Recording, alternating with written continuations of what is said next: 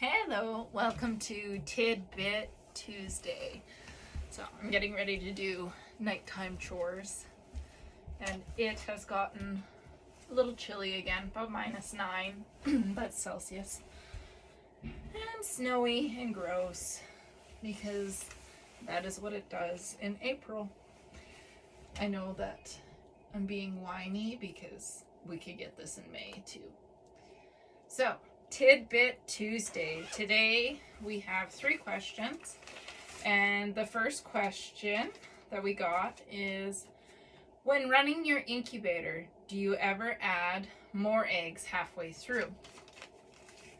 So, yes, I do. So what I generally do, I have a huge incubator.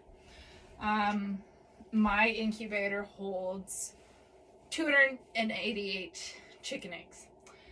So what I do with my incubator is that I will set levels. So there will be 96 eggs per level, and there's 3 levels in there.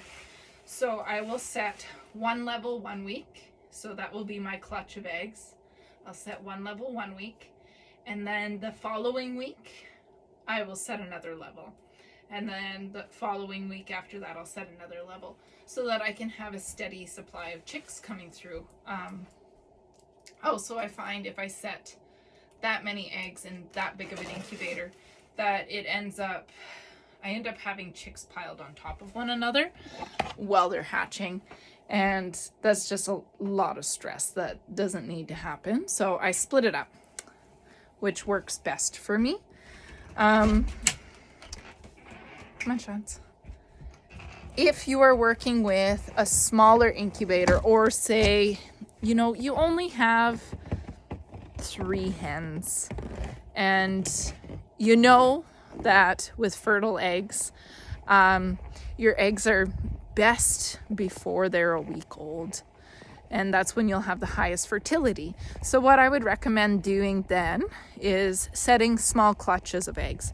Don't set in eggs every single day, because then when it comes to hatching time, it's going to get really chaotic because you don't overly want to open up your incubator at that time, especially when they're hatching. You want to keep the humidity in.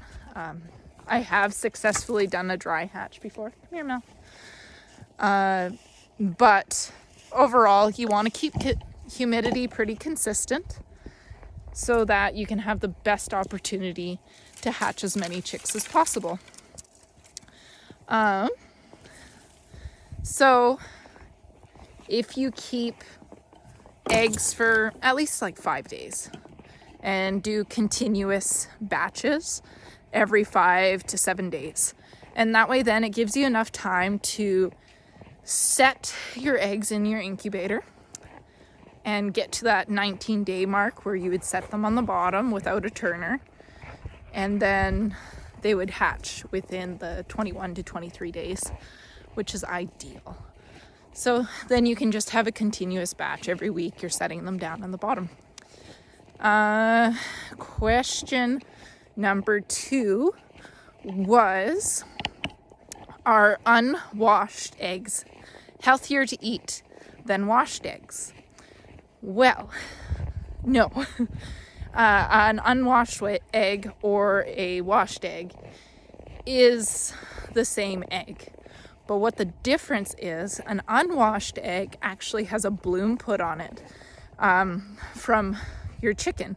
So when the egg leaves your chicken, it gets like a clear coating, and this coating protects the pores of the egg from bacteria. So with that bloom on, your egg is protected from bacteria. So you can actually leave eggs on your counter for like 2 weeks. You can leave them longer, but definitely check them.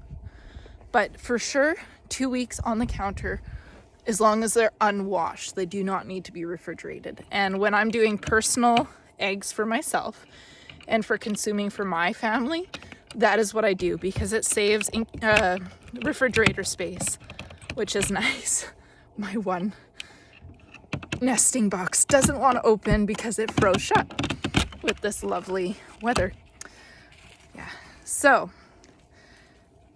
an unwashed egg just means that you don't have to refrigerate it. When you wash your eggs though, you take off that bloom, and that's that protective layer that keeps your egg healthy, keeps your egg from spoiling. And as soon as that layer is off, you must refrigerate it. And you can keep eggs in the refrigerator for, I think I read 2 months. I don't keep them that long. I've got such a steady supply of eggs, I don't worry about it. When I feel like they're too old, they go to the pigs, and the pigs get to have a delicious snack. So yes, recap. Are unwashed eggs healthier than washed eggs to eat? No, they're the same egg. Just one you can leave on the counter for a little while. The other one must be refrigerated. So unwashed eggs, you can leave on the counter for a little while. Washed eggs have to be refrigerated right away.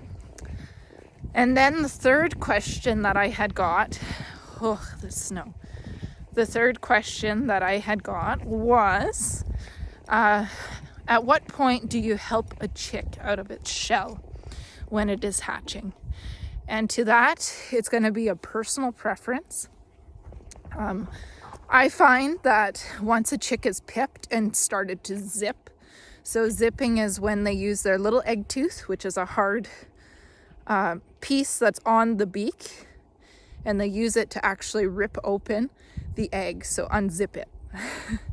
So when a chick has pipped and started to unzip, if they stop, I a lot of the time question if they're even strong enough to actually survive this outside world. Sometimes what happens is they'll be maybe a little deformed. There might be something wrong with them. And if you help them out, maybe they'll live for a couple of days, but I haven't had great luck helping them out of their shell and having them survive. Like maybe 1 in 5 will survive, and then they end up being a little bit weak and dumpy, I find, or getting picked on. And I don't think that's fair.